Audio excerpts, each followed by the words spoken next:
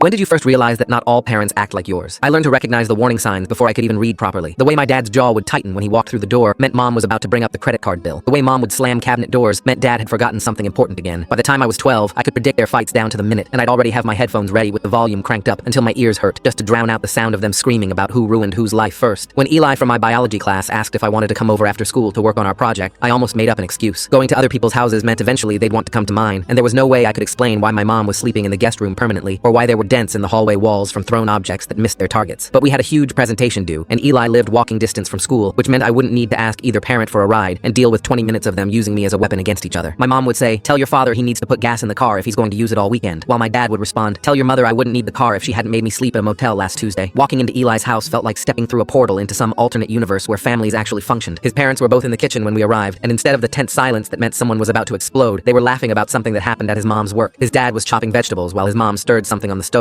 and they moved around each other like dancers who'd rehearsed for years. When his dad accidentally knocked over the salt shaker, his mom just said, "Butterfingers," and kissed him on the cheek while cleaning it up. Nobody screamed about being careless or brought up every other mistake from the past 5 years. Eli asked if his friend could stay for dinner, and his parents looked at each other for maybe half a second before saying yes together like they shared a brain. At my house, that question would have started World War III about money and whose turn it was to cook, and why one parent always had to be the bad guy. During dinner, his parents asked about our days and actually listened to the answers instead of waiting for ammunition for their next fight. His dad mentioned forgetting to grab milk on the way home, and his mom just said, "I'll grab some tomorrow when I'm out anyway." That was it. No lecture about responsibility or memory, or how she has to do everything herself. They disagreed about something political they'd heard on the news, but they were actually discussing it like human beings instead of going for the jugular. His mom said, "That's actually a good point. I hadn't thought about it that way." And I literally almost choked on my pasta because I'd never heard either of my parents admit they might be wrong about anything ever. When we finished eating, Eli's dad started clearing plates while his mom packed up leftovers, and nobody kept score about who did more housework or complained about the other one being lazy. After dinner, while we worked in Eli's room, I could hear his parents downstairs talking and laughing while they cleaned up together. At one point, his mom called up, "Honey, do you want me to wash your gym clothes?" And his dad called back, "That would be amazing, thank you, babe." And I sat there staring at my biology textbook, trying to process that interaction. In my house, that would have become, "I'm not your servant," and "I work 60 hours a week. Is it too much to ask for clean clothes?" When Eli's dad drove me home, I watched him text his wife, "Love you," at a red light just because he felt like it. Standing outside my apartment building, I could already hear my parents through the open window 3 floors up. My dad was screaming, "Maybe if you weren't such a controlling psycho, I wouldn't have to hide things from you," while my mom shrieked back, "I'm controlling because you're a pathological liar who can't be trusted with anything." Eli's dad pretended not to notice, but he turned the radio up slightly and asked if I needed anything else for the project. When I shook my head, he said, "You're welcome over anytime." Eli really likes having study partners, and the way he emphasized anytime made me realize he understood exactly what he was offering me. The moment I walked through our apartment door, my mom grabbed my arm and demanded to know where I'd been because dad said I wasn't at the library like I'd told her. My dad yelled from the kitchen that he never said that, and she was making things up again to start another fight. Within seconds, they were screaming at each other, and I was completely forgotten, standing there in the doorway still thinking about how Eli's mom had laughed at his dad's terrible puns. My mom turned to me and said, "Tell your father that if he wants to eat tonight, he can make his own damn food." And my dad shot back, "Tell your mother I'd rather starve than eat anything she touches." I looked at both of them, and for the first time in my life I said, "Tell each other yourselves because I'm done being your messenger."